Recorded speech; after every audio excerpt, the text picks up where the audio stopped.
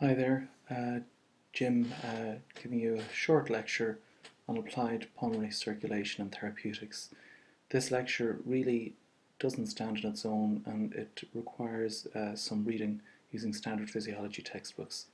However, I hope after this lecture some of these learning objectives will be met. Pulmonary hemodynamics apply really the same principles as we have for systemic hemodynamics. Effectively, Ohm's law is obeyed, Bussai's law and the law of Laplace, both of which are dealt with in another lecture. Mean arterial pressure is estimated in exactly the same way. However, when you're measuring pulmonary pressures, it's actually much more difficult to do than measuring systemic arterial pressure. Effectively, to measure the blood pressure in your systemic circulation just means using a blood pressure cuff, while to measure the pressure within your pulmonary artery is more difficult and requires typically an invasive approach using right heart catheterization, and there's a separate talk on that, or indirectly using Doppler ultrasound methodology assessed on the velocity of blood as it travels through the various chambers of the heart. A couple of things about pulmonary pressures. In health, pulmonary pressures are much lower than systemic pressures. Now, if you think about it, the cardiac output from the right side of the heart has to equal that of the left side of the heart unless you have a shunt inside your heart where blood leaks from one chamber to the other. So if the pressure is lower in the pulmonary circulation and the flow is the same, there are a couple of conclusions we can draw. Firstly, there's lower resistance in the pulmonary circulation, and it's roughly a tenth that of the systemic circulation. And that also implies greater compliance of the vasculature within the pulmonary circulation. This slide outlines the purpose of pulmonary circulation, and of course we need our pulmonary circulation to allow gas exchange, specifically the pickup of oxygen and the disposal of carbon dioxide. By disposing of carbon dioxide, it indirectly allows us to regulate pH, and at times, for example, of hyperventilation, where we blow off more carbon dioxide, this brings about an increase in pH. The lungs, of course, have their own circulation, the bronchial arteries for nourishment, and that runs in parallel to the pulmonary circulation. I'm not dealing with the bronchial circulation today. The response to hypoxia within the pulmonary circulation is different from that of the systemic circulation. Specifically, in the systemic circulation, the response to hypoxia is vasodilatation to increase blood flow at times of increased demand. In the lungs, the opposite is different. So the opposite is true, excuse me. Pulmonary circulation is designed to take blood away from areas with hypoxia, which absolutely makes sense if you think that the purpose of the pulmonary circulation is to allow gas exchange. The implications for this clinically would be that if there is chronic hypoxia, pulmonary vascular resistance can increase because of chronic hypoxia resulting in vasoconstriction. Here's some data regarding gas exchange in the lungs. It's important to realize that gas exchange can only occur at the level of the pulmonary capillary interface, in much the same way as gas exchange can only occur in the systemic circulation when you reach the level of the capillary.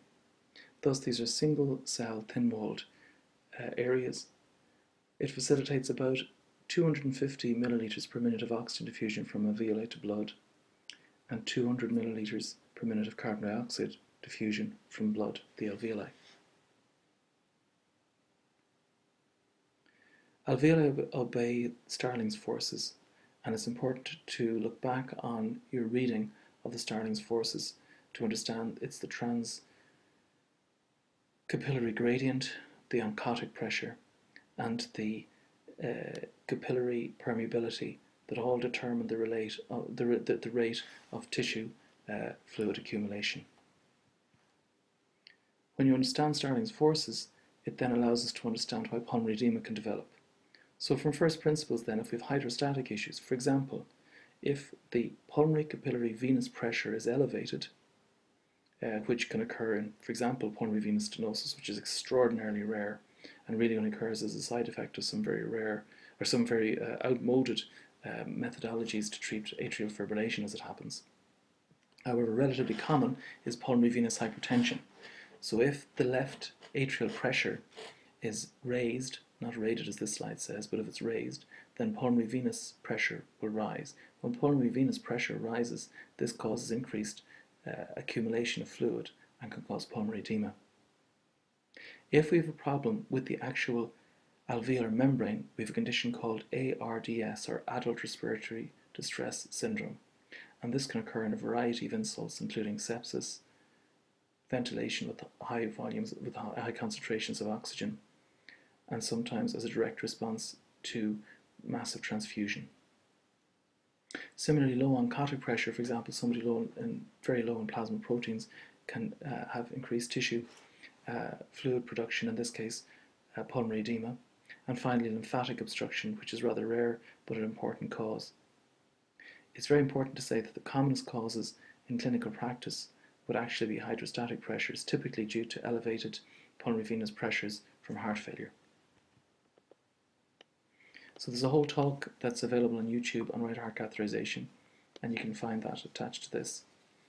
We can also estimate pulmonary pressures using ultrasound techniques.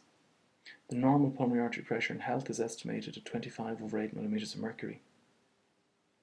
The pressure in pulmonary circulation is similar in waveform to the systemic circulation, but of course much lower. So let's look back on the causes again of pulmonary arterial hypertension. We briefly mentioned them in the context of pulmonary edema. So there is a condition called primary pulmonary hypertension, or PPH, where there's a primary elevation of pulmonary arterial pressure. It's a rare condition, more common in women than men. It's often progressive. It presents with breathlessness, chest pain, and syncope or blackouts. Treatment is aimed at reducing the vascular resistance across the pulmonary circulation, and this includes inhaled prostaglandins, endothelin antagonists, which are medications that are taken by mouth, phosphodiesterase inhibitors, for example sildenafil, and unfortunately for some patients the only treatment is heart-lung transplant, which is rarely performed. Secondary pulmonary arterial hypertension is much more common. The commonest cause, as I mentioned earlier, is pulmonary venous hypertension, typically due to left heart dysfunction, for example, if somebody has heart failure. Pulmonary emboli can cause pulmonary thromboocclusive disease, and by effectively narrowing off or even blocking many of the pulmonary arteries, this causes increased pulmonary vascular resistance. Chronic hypoxemic states, for example chronic obstructive pulmonary disease or altitude, can cause pulmonary artery vasoconstriction. And finally then, there is a condition called Eisenmenger's syndrome, whereby in response to significant pulmonary hypertension due to intracardiac shunts, the classic example would be a ventricular septal defect.